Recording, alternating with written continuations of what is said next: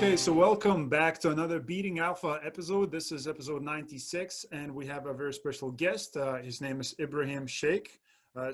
Investment advisor and realtor specializing in homes in Dubai and London, based in Mayfair, hosts many roadshows regarding investment in the United Arab Emirates. So welcome to the show, Ebrahim. I hope we're going to cover a lot of great stuff today. Yes, definitely look forward to it. Awesome. So listen, would love to kind of dig deeper and kind of uncover your personal story. Maybe you can share that with the audience too. I think they would appreciate it. How did you find the real estate business yourself personally? And like, if you talk about your journey into it a little bit as well. Thanks. Of course, yeah. Again, just want to say thanks for having me. Beating Alpha, I've followed your page since you've reached out to me, and it's just great stuff that I'm very excited to be, and that's why I'm here on a Saturday, willing to speak to you. Thank you. Yeah, so I'm only 27 years of age, which I say only, but nowadays it's quite old age to be. But real estate, I don't think many people go looking for it, especially sales. I think it's something that's your calling or something that you just find yourself in. So I was born in Essex, down in East London, near the south of London, the south of England, sorry. And I lived there for 15 years. And then I completed my higher education in the United Arab Emirates. So initially I went to Abu Dhabi for 2 years. And after studying in the British school there, I went to Dubai, where I completed the rest of my studies. And then I was back and forth in the UK and Dubai since then. So with regards to where I'm specializing in what I'm doing, I've lived in both places for over a decade. So I can really give an insight. And something I do with my clients is I tell them my personal story. I tell them about personal encounters I've had and what my honest advice would be on where to live and what would suit a person better. Now, the lives between London and Dubai are I went from catching a bus in the cold weather to jet skiing after school. So it was a huge jump, so it was a different lifestyle, a change of lifestyle that I had to get used to, but then also keep in mind where I came from and my London lifestyle and everything like that my roots, where I came from. So this helped me create a really, I'd say, nice balance between the two places, where I realized what parts of the my London lifestyle I wanted to keep on, and then the part of Dubai lifestyle I wanted to keep on. If it was up to me, off record, to my clients, not to my clients, I would live between London and Dubai, splitting my winters in Dubai and my summers in London. Best idea, and I think the best way to split up my life. But yeah, so basically I was doing lots of different jobs. I studied journalism and media, which is far from this, but however, it comes in use when I want to do marketing and things like that. However, I just found myself doing lots of different jobs, and then I got offered through a family friend to come and work for a real estate company in Dubai. Before going to it, I had no idea about real estate. I had no idea what was in it. I just thought, you show someone a house, they say yes, and bing, you're done. You just got to be there when they say. Easy. I thought easy until I got into the job. One thing that I won't dwell on too much, but it was actually something maybe if other people are realtors or specialists as well, is that at the beginning, I was expecting too much help. I was expecting too many people to tell me, look, you're doing this wrong, lad. You need to do this. You need to do that. And I was going to people and saying, what shall I do? What shall I do? There's no point expecting any help, especially in an environment like a sales environment where it's real estate, where you're competing with your own company. It's not just the other competitors you're competing with. You're competing with people within your own company. So it was... I've played sports my whole life, so I've generally been a team player. So I've always thought about doing what I'm good at and then using what someone else is good at as well to help me, and then together we go up. This was something where I was not accustomed to, so I had to learn everything by myself. I had to learn about the areas, I had to learn about marketing, I had to learn about how to speak to the clients, what documents are needed, all these things. And every time I was getting told off by the seniors, I'd be like, well, no one's helping me. And then they showed no sympathy to that and no empathy. So I thought, okay, right, I'm just going to do what I want. And if it goes well, it goes well. If it doesn't, it doesn't. So I started my Instagram and my own brand called True Investments. So I was around a lot of people who were you could say selling fibs, selling porcupines, and I was trying to learn from these people, and I wasn't getting anywhere because it's not the way that I deal with clients, and it's something that, not being from a sales background, I never had that aggressive manner of selling to someone or anything like that. My main thing is, look, make friends with them. The first thing is make a relationship, and then the next meeting we talk about properties. But that's something that I've just kept a uniform now. So anyone I meet, it's just a friendly chat. We meet straight away. I don't meet in the office. I meet outside the office where we'll have a relaxed drink, because what's the point of doing business with someone you don't feel comfortable with? I see no point in it, and I see no blessings in it. I just don't see the point of it. And I don't want to work for someone who's telling me, go do this, go do that, as if I'm their employee as well. Whereas I'd rather have the respect of my client, and they act like we're working together to get them the best deal. Got it, got it. That makes total sense. Again, as I mentioned, just following your own path and kind of building your own brand at the same time and doing what you want to do instead of telling people off like, oh, do this and do that. I think it's a great way for you personally, to follow through. But I like what you mentioned about, building that relationship from the ground up with the, high net worth individuals, because again, nobody wants to get sold. Nobody likes to get sold, especially the people with a high net worth. They're not stupid people. They do understand that it's all about relationship, and building those quality relationships is definitely a crucial part in your business or any business. So that's awesome. I like the way you're approaching things. So talking about, I would love, again, as I mentioned you before, every time we go London with wife, we just love it. I mean, it's a great vibe. And that's why I understand what you mentioned, spending Christmas kind of, Christmas holidays in there, because it's super beautiful during these times. But when it comes to the market itself, can you give us a little bit of insight, like what's happening in the London areas, like particularly as you mentioned, North London area, right, that you're having the properties in? Yeah. So what's happening with first of all, with the demographics market, like give us a few insights. Sure, definitely. So just before I go any further, I'd just like to say that I recently just came to the switch of working on London properties. Our office is fairly new still. It's based in Mayfair, which is quite a prestige area of London, where all the high net worth individuals are, all the nice hotels are. And everyone driving their fancy cars. So the area where we are is a great place. So based in that area, I've been able to expand and look at different things around us. So as I mentioned, we're based in Mayfair, and we were dealing with properties in Dubai. So the type of clientele that we were getting were high net individuals who said they had a certain amount of money. So what we were sourcing for them was everything within a stone's throw off us, which was over £10 million properties, distressed, even not in its normal price, distressed. It was £10 million. There's lots of different things where people aren't trying to sell distressed, but they want the original. But still, we were looking at very high priced properties that I thought, great, this is good to have as a portfolio to look good, but where the real people, where the people who are actually, because the real estate market was alive. It never went down in London that much.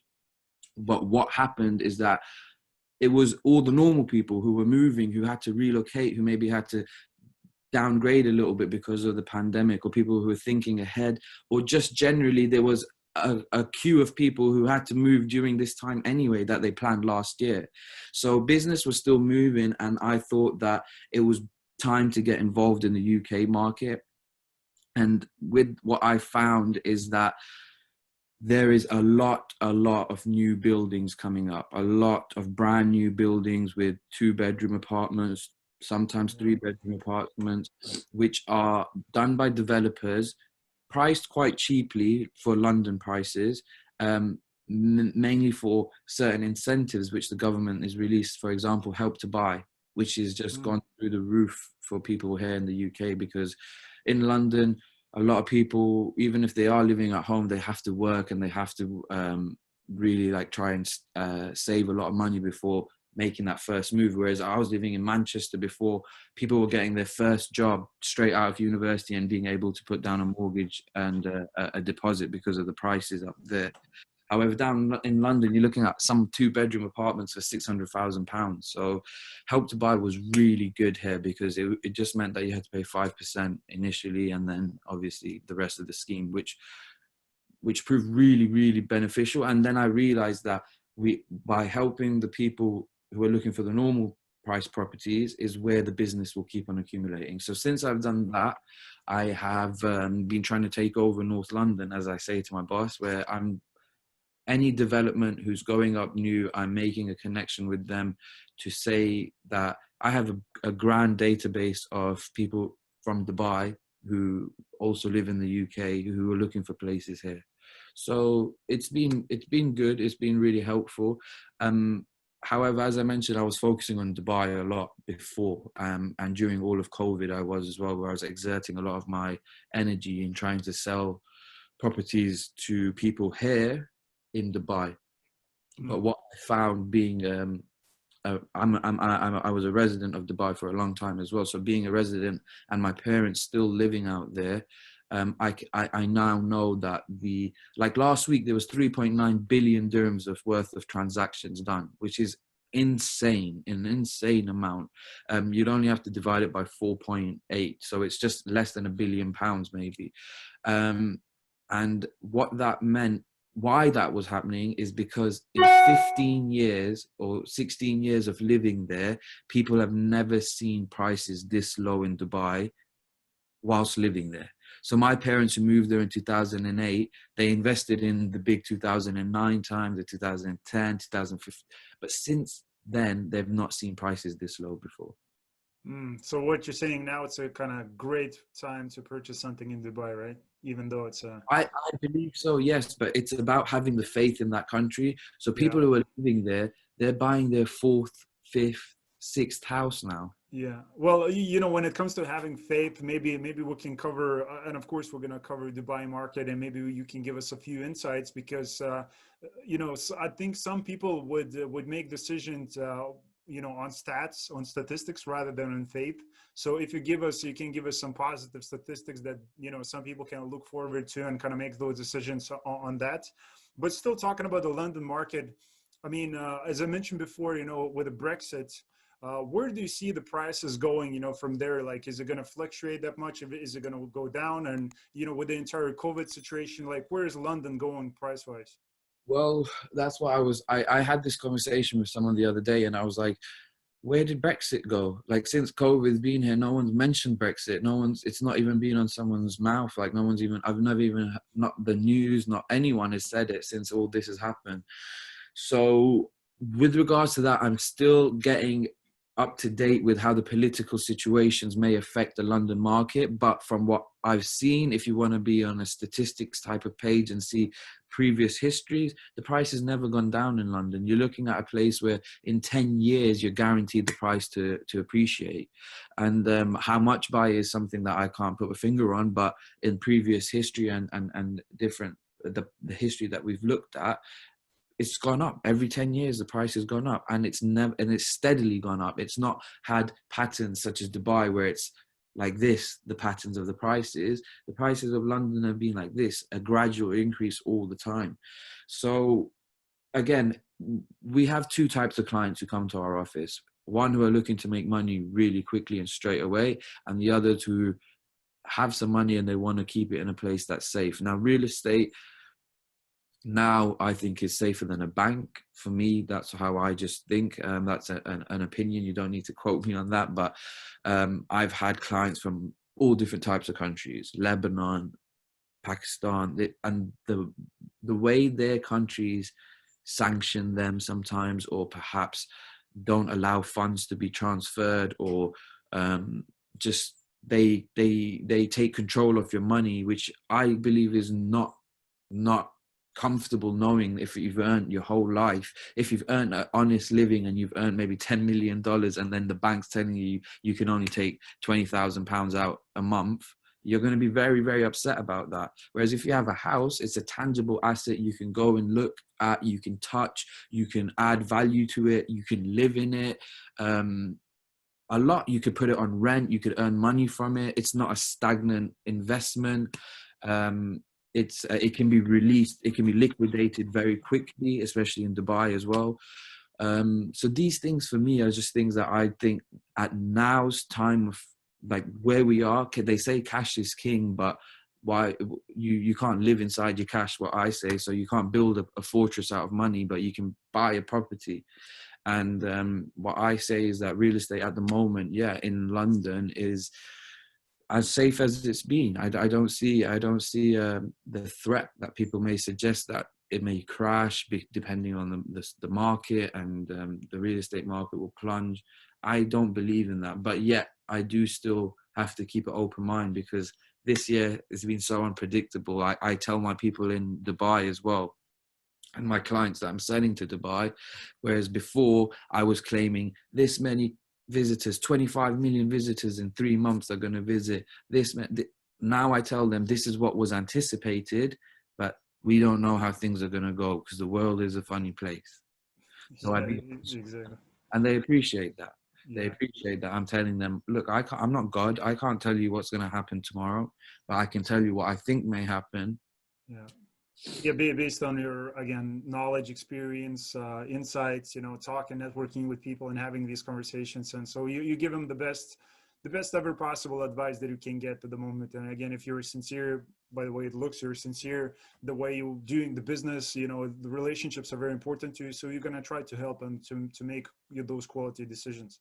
But now it's make a little bit more sense, because all the time, like if you go London, you people like who are watching this right now, if you ever been to London before, or maybe came across a few news resources or something, you always see these people from China, Pakistan, Dubai, as I mentioned, they always buying properties. And maybe that's one of the reasons, as I mentioned, because you cannot spend the money that you're honestly earned, from a bank account. So probably the best way is kind of invest in a property and then, liquidate it, get all the equity, and, take money that way. So again, it's an interesting approach. So yeah, as I mentioned, times are very shaky, but London, as it sounds like, it's always going to appreciate. So I think the quote says like the right time to buy the property was 10 years ago, and the next right time is now. So I think it makes a lot of sense. Well, at least for me, what's going on in London. So talking about Dubai market, because again, it's a very interesting place. A lot of people see it on YouTube, social media. Everybody kind of look at it. The Burj Khalifa, like the tallest building, and I think that now they're building the even bigger building in Dubai than the Burj Khalifa. Yeah. So it's insane. I mean, it's like built from nothing, from like desert. I mean, it's some like this magical place. So can you give us a little bit of insights, like what's happening currently in this market? Of course. So, Dubai, just like, as you mentioned, it's come up so quickly. Like it's a 40, 50-year-old country. But 20 years ago, there was nothing. 25 years ago, there was nothing. There was a desert with one road that stretched down the middle. Now, if you look at it, it is a man-made piece of art, I'd say. Number one, it looks like a piece of art. If you look at it from any angle when you're landing into Dubai, or if you're looking from the up and looking at the concrete jungle and the rows of buildings that are there, it's a very pleasing thing to look at. And what I mean by that is Dubai will always have a wow factor. Now, I remember the first time I visited Dubai in 2008, there wasn't even the Burj Khalifa. There wasn't even the tallest building in the world. But my eyes were still popping out my head. I was like, wow, what is this? Like, whoa, shiny marble, gold toilets. I remember I went to the Emirates Palace to use the toilet, and I was peeing in a gold urinal, and I was like, this is not real. Like, this is like, any human will be impressed by that regardless. So what I say to people, number one, is when people go to Dubai, they always get that wow factor. So anyone who's going on there the holiday for the first time, they'll be like, this is a great place to live. This will be an amazing place to live. This has got everything that I need on my doorstep.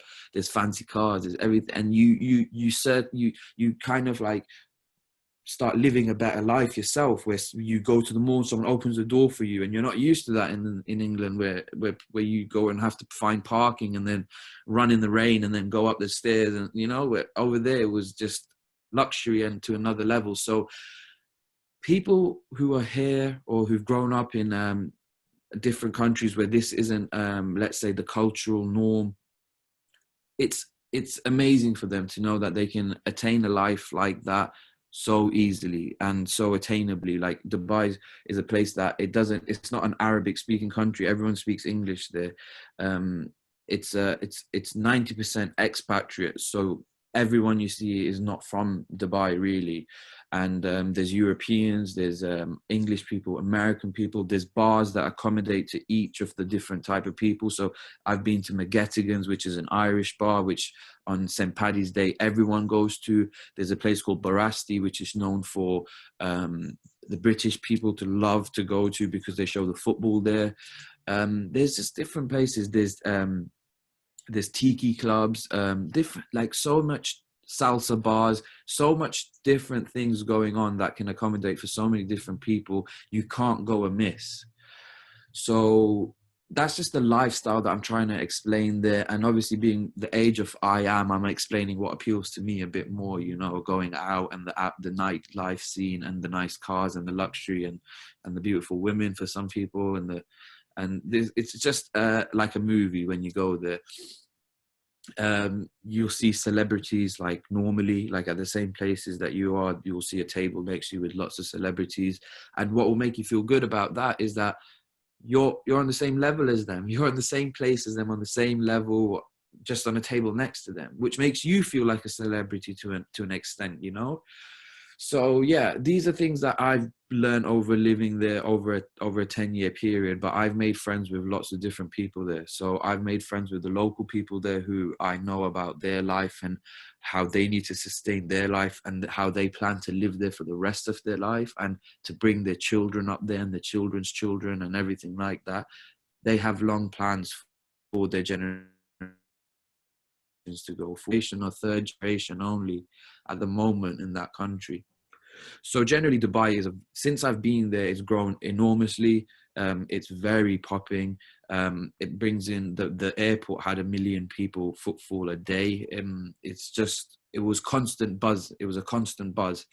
Now that's just the general life and everything like that. I knew nothing about the property market till 2 years ago. I knew it existed and I knew people were making money from it, but I didn't know how much.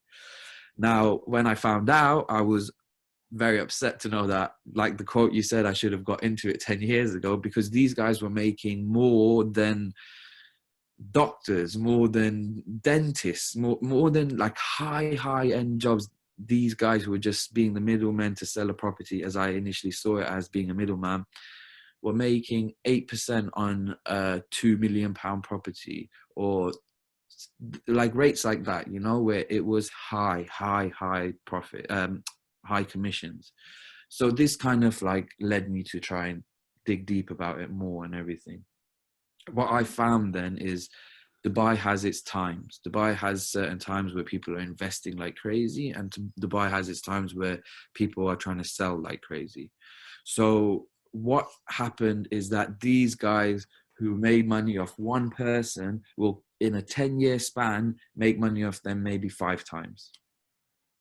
Got it. So what is the time for Dubai right now at this given moment? Buying market, 100% a buying market. The prices are low, yeah. 2007. So as I mentioned, people are living there, plan to be there for another year or 2. They can go through that risk of putting down a small down payment for a property to see how it's going to get when the expo comes next year in 2021. Mm-hmm. They know the price will go up back again. That's what they expect. That everyone expects, right? And Sheikh Mohammed, who's the owner, the ruler of Dubai, is very business minded. He is such a visionary that 10 years ahead, he has a plan of what he wants for the country to be like. And real estate is a huge sector. Real estate, they have 5 T's, I believe, something like that: travel, tourism, trade.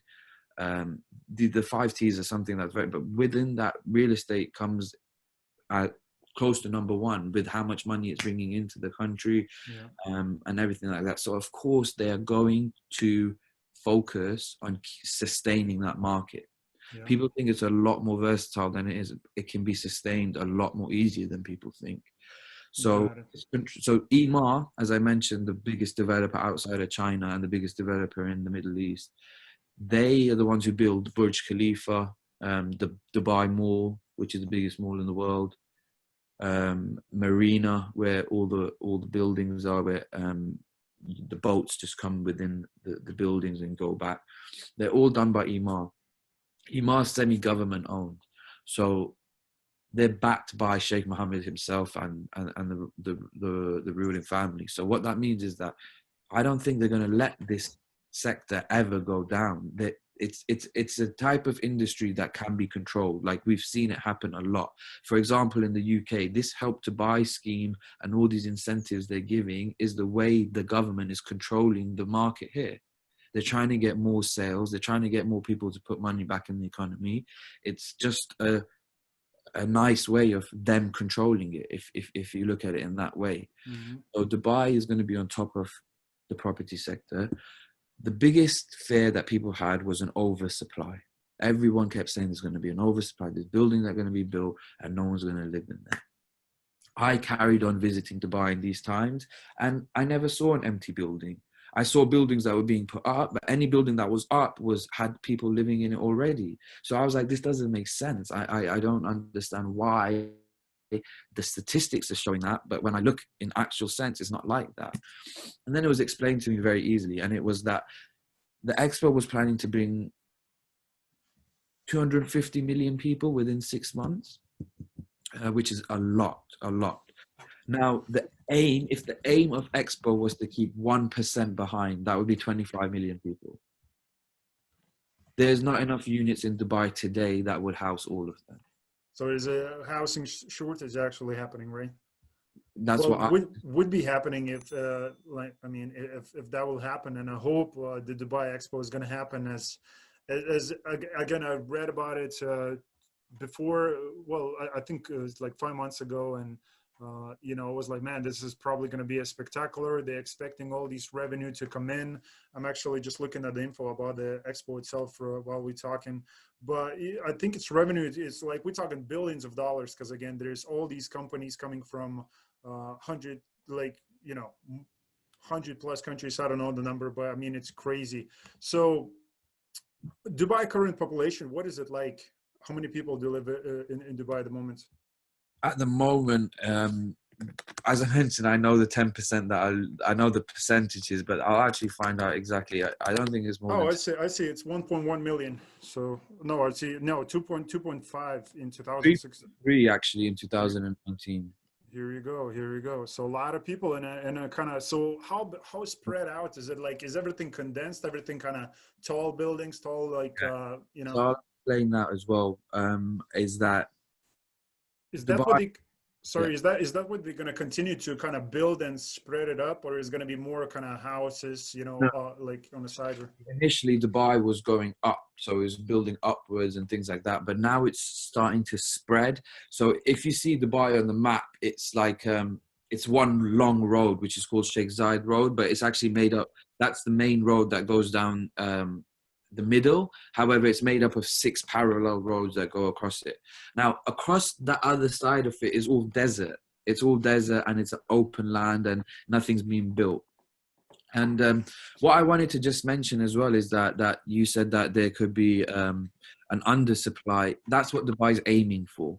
So each of the communities in Dubai, so Burj Khalifa, the tallest building in the world, is in downtown Dubai, which is also where Dubai Mall is located. This was one of the first projects done in Dubai by Emaar, and it's going to be the first project completed. So it's a master development, and it's 96 or 97% complete now, with 2 buildings left to go up. After that, there is no building to be done on that land. So when these last 2 buildings go up, Dubai downtown is going to be exclusive. The units that are there, that are built, are exclusively to that place. There's no more coming. There's no more cheaper places coming. There's no more payment plans that can be offered for projects that haven't been built yet. Everything is going to be there, and it's going to start becoming a proper market, if you know, as in a secondary market more than just primary units coming up for the first time users. So the prices now are shooting up for downtown. It's automatically going to have a huge jump in price as soon as the master development is complete. On top of that, there is one more master development called Talal Al Ghaf that's done by Majid Al Futtaim, another leading family member in Dubai. He's the guy who created the Mall of Emirates with the ski slope in the mall and things like. He's a very, very well-renowned developer. So his phase 1 and phase 2 was sold out immediately in a few days, and apparently phase 3 is about to be. But that is the last master development to be built in the UAE, in Dubai. Got it. So now there is no more master developments. Got it. Okay, so that kind of the plan for them is kind of to make it like London, as you mentioned before, where like if you're gonna go like London city center, you cannot squeeze a building in there because probably of the zoning regulations. There's just no place for that. And those like buildings, you cannot, like they're not planning to build anything, let's say in some part of the areas, like, and those prices will appreciate always because it's London. So it sounds like this is exactly what Dubai is aiming for, kind of, as you say, make those exclusive places and for people to, and from there, like no building is happening. So the prices will like go and go forever, which is, again, I have another question. What, like Dubai is, of course, is known, like for me as like person from an outside, I'm looking at Dubai, I'm thinking like tourism, you know, like you mentioned 5Ts, like I'm thinking about the tourism, and that's why it generates income, you know, as a kind of displace itself. But what is like the main companies that are located in Dubai, like, and what's the main focus for Dubai? Like, how does the Dubai generates, you know, any money? Like what companies are there itself? Okay, so for the last decade or whatever, however long they've been quite prominent in the world and on people's tongues, is tourism. But when you mention tourism, it's not like, oh, we need people to come and buy like homemade cultural things, like or go on like expeditional sites and people getting tips, and it's so much bigger than that. The tourism industry is humongous. So Dubai has the best hotels in the world. Anywhere I've been in the world, it has the best hotels and the best run hotels. So that's a huge sector where it's making a lot of its income. The other thing is Emirates Airlines. It's huge. Emirates Airlines is a Dubai-owned company. It's government-owned as well, but also it's bringing a huge amount of money into Dubai, into UAE and Dubai, because of the turnover that I had. Even now, with the way things are, Emirates is still the leading airline, and it's still going forward in that way. And what they have done in the aviation sector is magnificent in itself. If you look at what they've done, and to take over and almost monopolize that whole sector is something that has huge potential for the country itself if they manage that correctly. On top of that, there is so yeah, tourism was something that it was trade, tourism, and a few others. But the main thing, as I mentioned, was tourism. Now, the other thing that I want to say is that where Dubai is located is a strategical place where it's now going to come where the Silk Road is, where China is trying to build one of the biggest roads for trade around the world. Dubai is going to go right between that. It's going to go straight through Dubai and past the port. So it's situated in a place where it's going to beneficial certain, like China going forward. They're going to want a piece of Dubai and invest in there and to settle there, as well as America coming from the other side, because the UAE has close ties and is actually good friends with America. Now, I never thought I'd have to think of politics and everything, but because of the way the world is and everything, that's just how it is. And Dubai was a place before where, when there was Gulf wars or different little parts of the Middle East where war was struck out, Syria, Lebanon, it was a good place for refugees to come. And in that type of area as well, it kind of attracted the refugees with money. If the ones who were leaving the countries with some money, who had investments outside of the country, it saw a lot of them come in, and that's become their home now. So there's people who have lived there for 20 years who call it their home, who've grown up there, never been to the country that's 2 hours away from them. Wow, that is interesting. One more thing as well that's happened very recently is that UAE has become the first Arab country to sign a peace treaty with Israel. What that means then is, obviously before there was a boycott for all Arab countries against Israel to do any business with them, to let them in their country, it was quite a hostile relationship. And this was because of Palestine and them wanting to back Palestine, and it being a Muslim state and Israel taking over is where the politics came in. But Sheikh Mohammed, as I mentioned, he accustoms to everyone in his country. There's mosques, there's synagogues, there's churches, there's Buddhist temples, gurdwaras. He has made it a place for everyone. There's a place for old people who like to go walks in parks to go, but then there's also a row of pubs that you could go for a pub crawl with all your guys and stay up till 8 in the morning. It accustoms to everyone. So by signing this deal with Israel is going to see a huge amount of investment come into the country. And they are known to be great investors, and they put their money in places, not just for business benefits, but political benefits and different ways that they want to go about. So Israel, I know, and I can put my money on it, I know for sure that they have been investing for the last 10 years, but not openly. So I know going forward now, they may take over the real estate game. They may buy everything. I will not be, Dubai will cut a deal with them like that. If they had to get rid of everything and they came with a price that they say we control real estate here now, I could see it happening. And I'd be happy if it happened, because then it's, number one, when the treaty was signed, I was very happy because anyone who didn't want for it was against peace in my eyes. And I was like, how can you be against something where we're making friendships and we're going to make relationships go forward? So that was going to be great. And the other thing is that people with businesses were ecstatic about this, that the Israeli investors are going to come into the UAE and they're going to put money into the economy from another. They could replace a lot of the tourist money coming in just by their own country coming in themselves. Got it. So The that's very border. okay. So that's very interesting approach, and I love again what you're saying. You know, it's going to happen in the future with the Dubai making all those smart decisions as a part as a Dubai itself. So. But one thing that I wanted to ask you is, as you mentioned, the prices, let's say in London, if you want to buy, as you said, 2-bedroom apartment is going to go for more than £600,000. So talking about the current prices in Dubai, like same 2-bedroom apartment house, like what the prices are we looking at this current moment?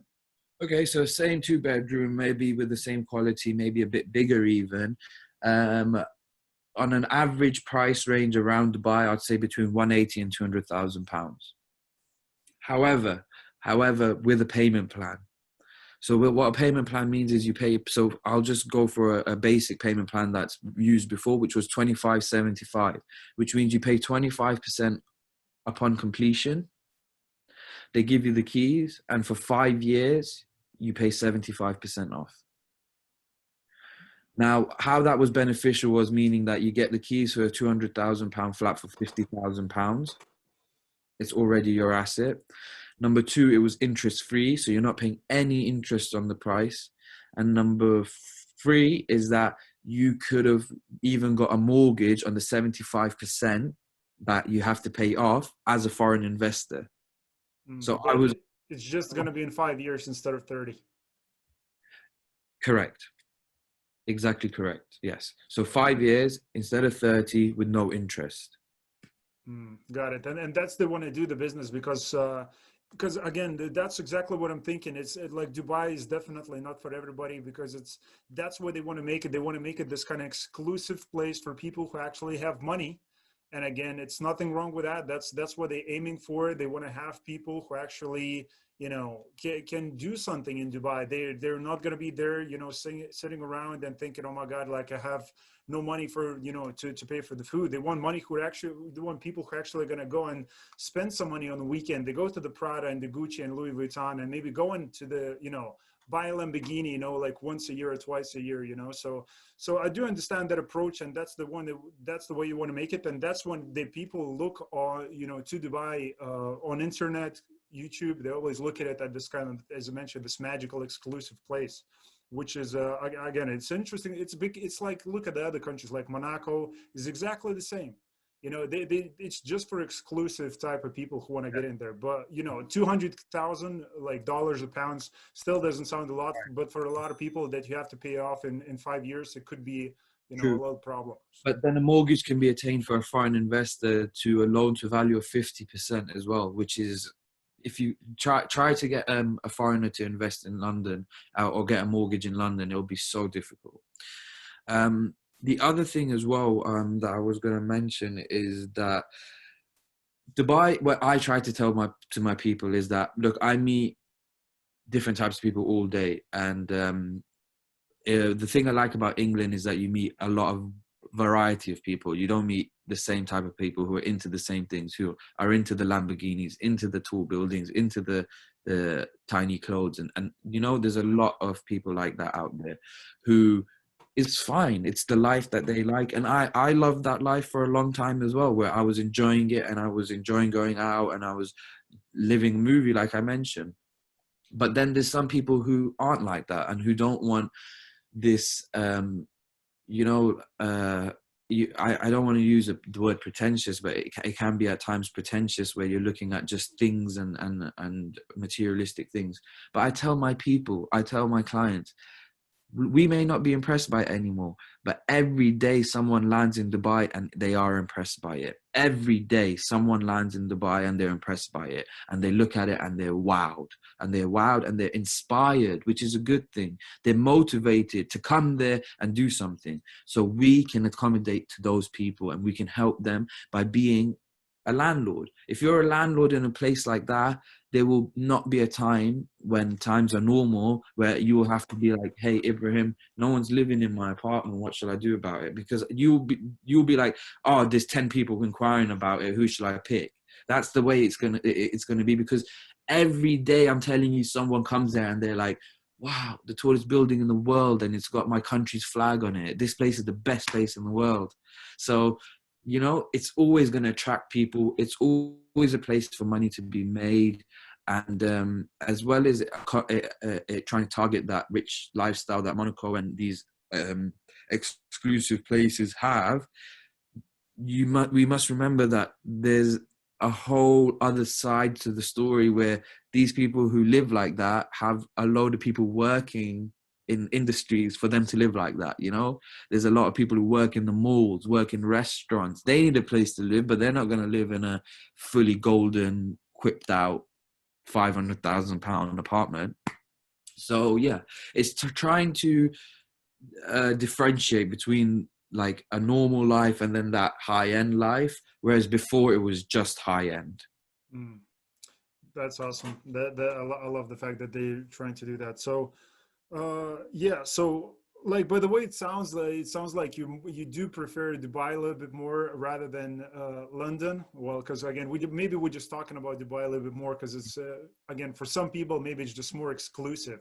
Yeah. And again, like, I'm sure a lot of you have been to London before, but maybe less than a few been to Dubai. So I would a lot love. of people know about London. That's why it kind of does its talking for itself, like Yeah, there's not things, exactly. but Dubai is still not known about. And I still get people who ask me here, they're like, oh, can you drink alcohol there? I'm like, guys, there's licensed bars everywhere. There's pubs, there's clubs, there's nightclubs. The idea people have of that country is it shouldn't be from the Sun or the Daily Mail. They should look into the country, maybe visit it when they can, obviously, during these times. But And the other thing as well is that it's a big step to try and make someone make a commitment in these times. So I have not been pushing Dubai so much, where I had people who were 50-50 before, and I'd be like, come on, it's the right time, it's the best time. But now I cannot take that full risk on my head to make someone commit to something that potentially could be detrimental to them. So there's people who I know in Dubai, be living there for 15 years, who I know have some money, who are buying from me. Those are my main clients at the moment. I appreciate why people in the UK may not want to put money down straight away for it, because of how they see the world here and how not many people are spending money, whereas over there people are spending a lot of money. But I've still had someone buy a property from me who's never met me, never been to Dubai, and just within five days of knowing him, wanted to buy something because of just the prices and what he saw it could go to, and what he knew of Dubai before as well. Yeah, yeah. So kind of he did or she did personal due diligence on Dubai, and it was already pulled the trigger. It just wasn't Yeah, a fact of why? finding the right deal. Because they knew someone there. Yeah. That's the thing that got them for me. If they tried to find out by themselves, it wouldn't have worked. Now, a lot of the developers who are working in Dubai come to our office and do roadshows, as I mentioned. When they came, they had a tactic of, I can only call it gunpoint selling, where it's sit down and put the deposit down now. We'll fly you out tomorrow. We'll show you everything. Blah blah blah blah blah blah. And I call it gunpoint selling, but Sounds like it. yeah, it sometimes made people go to Dubai because they're like, oh, it's a free ticket, I might as well go, and they would go.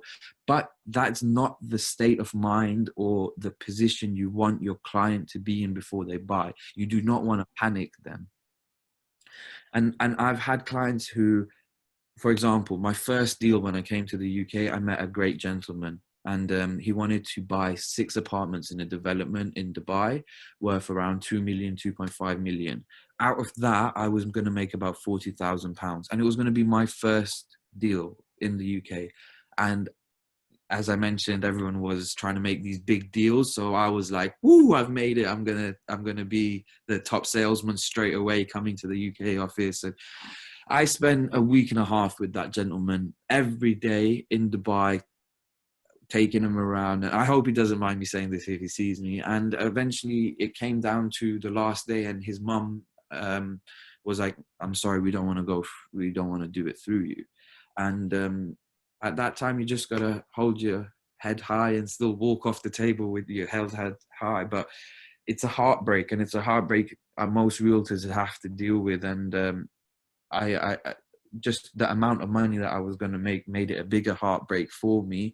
But that's the way I like to work, where it's like literally I'm as open as a book to you. I talk honestly to you. I tell my clients before, but when I found out the way the road shows were working and the gunpoint selling, I would meet my clients down the road and I would tell them on the way about it's going to be like this. They're going to talk a lot of shit. They're going to be like shouting and telling you to do this. Just remember, I'm on your side, and let's have a safe word. If you say Abu Dhabi, that means let's get out of there, and I would get out of there. So this is something I told my clients, and how I've changed my way of selling in Dubai. I've recently sold something to one of my best friends. That feeling is a lot more better than if I've sold something to someone I don't know, and I don't know if they're going to make use of it. Yeah, got it. Yeah, selling at a gunpoint. That's very interesting. Which, of course, sometimes maybe people do use it, and sometimes they have to use it because everybody has a different personality. And again, for some people, they just like the way it gets sold that way. At a gunpoint. Like sell me something. Like be like tell me what I need to do. And some people just that's the way they go. And some people just like you have to be super nice with them. Just take it slow and So I do understand that sometimes you kind of have to move around and, you know, and find a way. But again, you're just sticking to your approach, which is just being honest, you know, transparent with people. And if it doesn't gel, you know, if it doesn't work, hey, listen, you know, there's other people who are going to help you to sell it. But you know, you do as best as possible work, and that goes a long way, because you're just being honest with yourself and with your approach, and that what makes your entire approach unique, and that's how you get people attention. So Thank you. that's super cool. I was trying to be in a industry like that where it was a lot of gunpoint selling. I wanted to be the true investor. So the true investments is where it's come from, that idea. And the other thing, I don't mean to put down the people that I'm working with or anything in that sense. The reason why they like that is because they're from Dubai and they've been selling in Dubai and they're top salesmen in Dubai, but their ways do not work here. Their ways work in a place where people carry £20,000 in their pocket in cash. Yeah, Put their and money. you need to get their attention right now. Yeah, exactly. Yeah, so that's what it is. It's, you know, it's just they're from different environments, and of course they need to get comfortable with their environment when people come to London. Again, when I talk people from US, they're a completely different audience. When you talk with people from London, they're a completely different audience. You know, so you have to so that's what I'm saying. It's a kind of different issue we're talking about, just, you know, as its own. But when it comes to your personal goals, again, because now you're planning to take over North London, and I'm sure it's going to happen. But what is the plan for you going forward with London? Like, what are you looking to accomplish this and upcoming year? This year with London, as I mentioned, I am trying to focus on North London myself, and now our management has kind of delegated different parts of London to different people. And what we had initially was we had a beautiful office, a lovely office in Mayfair with a show. We had a development from Imar that was in a model, which was worth about £200,000 that we had shipped over. It looks lovely, lights up in the night and everything. But there was no business being done while sat in the office. So what's changed is that we are on foot, we are going around, we are meeting as many people as we can. And what I've changed and what I aim to do is I aim to work with every real estate agent in North London by the end of this year. Here we go. So anybody's watching from North London, make sure to connect with Ebrahim. There's a social media links are going to be for that, for you to do so, because it's a collaborative thing. If you want to do business together, especially during these times where there's a lot of people, you know, are stuck in the scarcity mode. You know, they're like, I don't want to invest, because they're uncertain what's going to happen with the business. You know, because a lot of businesses shutting down, they are uncertain about their own personal future. You know, family, kids. There's a lot of different issues that pops up right now that wasn't there on the table before, not long ago. So yeah, making it kind of collaborative efforts, it goes a long way. So talking about the Dubai, how many attention do you actually put out for London? Dubai is 50-50, or how much attention do you? 50-50. But at the moment, I give 50-50 attention. So if anyone comes to me with a Dubai query, I give them just as much importance as the London.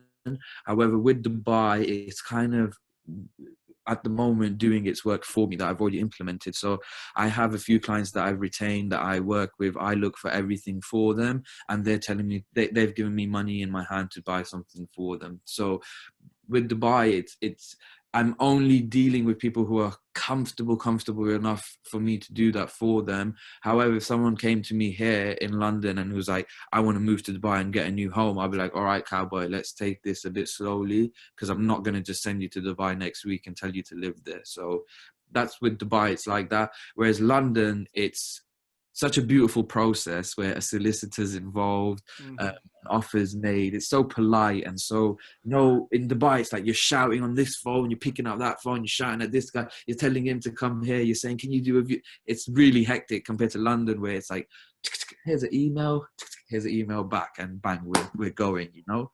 So as well as working with agents here, as I mentioned, North London is where I'm trying to take over. We have twice the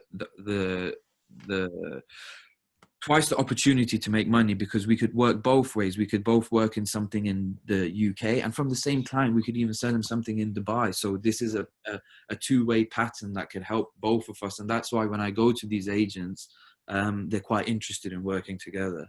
Mm-hmm. Yeah, because they probably never did any deals in, in Dubai rather than just, Yeah, the commission selling you. is Yeah, 8-9%, and they yeah. love it. That's awesome. That's awesome. I love it too. So again, by the way, it sounds like Dubai, from what you told me before prior, it sounds like it could be a great potential investment rather than buying property for yourself. If you just look the way as a landlord, like to become a landlord and kind of, rent a property out. That's a good way As to a look at first it. home, I understand why it may not be the best idea. But if you're here and you're looking for a second home and a holiday home, I can't tell you a better a holiday destination, because it's accustomed for you to live like you're on holiday the whole time you're there.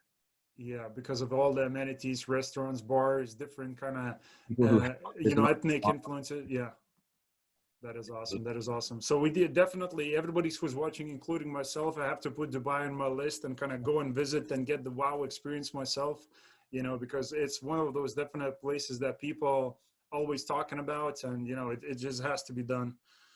and living So, for 15 years, I know a bit more than what the normal person might know there. So, for example, the tourist things they take you for and stuff, I could show you a genuine, more experience like that, which I'm happy to do as well. So, if anyone is going to be in Dubai or anything like that, they can drop me a message, and I'm not a stuck-up guy to be like, no, I don't have time for you. I'll be happy to show you around my home country if I'm there. I have a lot of friends who can accommodate for people, and yeah, the more the merrier, we say. And one thing you'll notice about Dubai is they're the best hosts in the world, and that's something they've taught me to be. So if anyone ever was in Dubai and they are looking to learn about it more through maybe some of the locals that I know and things like that, then please do drop me a message, and I'll be happy to show anyone around. awesome, awesome. That's great of you. I appreciate it. So make sure you do that, guys and girls who watch this episode. Just one thing that I wanted to ask you: pass it along this message, because I think it will be valuable for two groups of people. First one is who are just looking to learn about real estate investing. Kind of markets, what's going on in London, what's going on in Dubai, and maybe kind of few steps, because you told us the lessons that you learned personally while crafting your own approach message about becoming this, luxury realtor of London and Dubai. And second message is, for the people who want to buy the property in London and Dubai, I think it's going to be a lot of great insights into both markets and a lot of great information. So if you just share this episode, I would appreciate it. Ibrahim, really want to appreciate you for being today on the show. I mean, a lot of great value, as I told before. We're going to bring a lot of it. So you brought it to the table. And again, the information is awesome because including myself, I find out a lot about Dubai. You kind of put us in this picture, together with you, and you walked us through the streets and kind of showed us the places, and it's awesome. So really appreciate it. Thank you so much as well. Thank you for having me. That's no problem, guys. And always make sure to connect with Ibrahim. It's going to be True Investments on Instagram. Of course, that link is going to be down below. I saw he has a YouTube channel, so that's going to be included down below also. So again, I hope you enjoyed this episode. And as always, I'm going to see you on the next one. Thanks for watching. Thanks, guys.